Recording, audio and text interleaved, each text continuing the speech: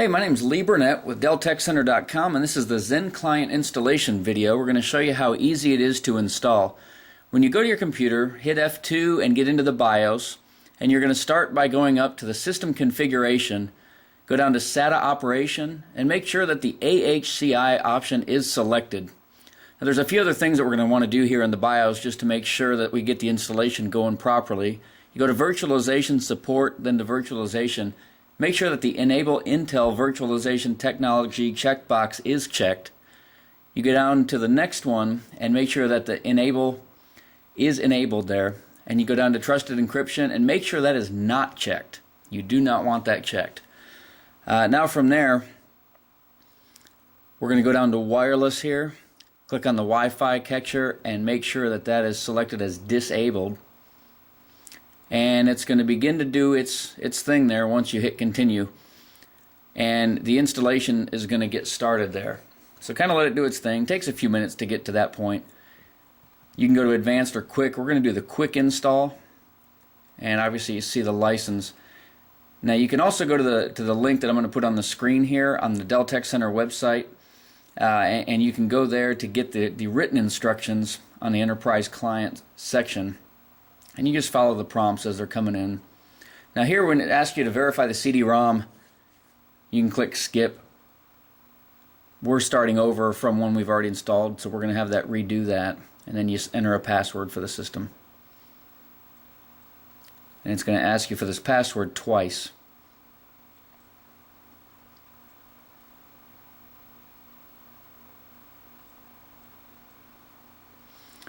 So now begins the process of deactivating existing volumes, and it kind of just goes through its thing. You just wait a few minutes. We sped some of this up so you don't have to wait for all of it, so this will take a few minutes.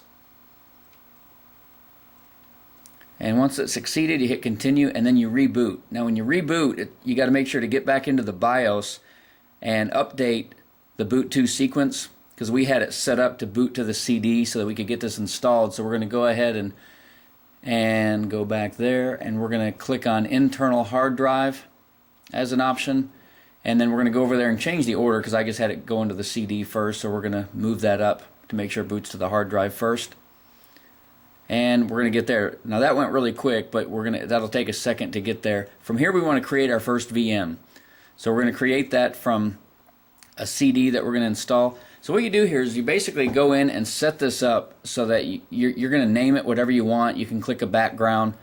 So we're going to go ahead and name this Windows 7. So you can have a Windows 7 machine running right next to a Windows XP machine, running right next to your corporate image of wherever you work at. But we're just going to set this up. You can assign the memory. So obviously whatever memory your laptop has, that's your Mac, so you want to space that out accordingly. Assign the size, the amount of space you want to give to this virtual machine, and hit next. And now you can start the VM and install that operating system right now, or you can create it and do that later. So, and that's really all it is. You hit continue there. So basically that's your one VM. Now what I did is I went in here and set up two, but I want to show you how to add one. All you do is go to the upper left, go to add VM, and you click on install from disk.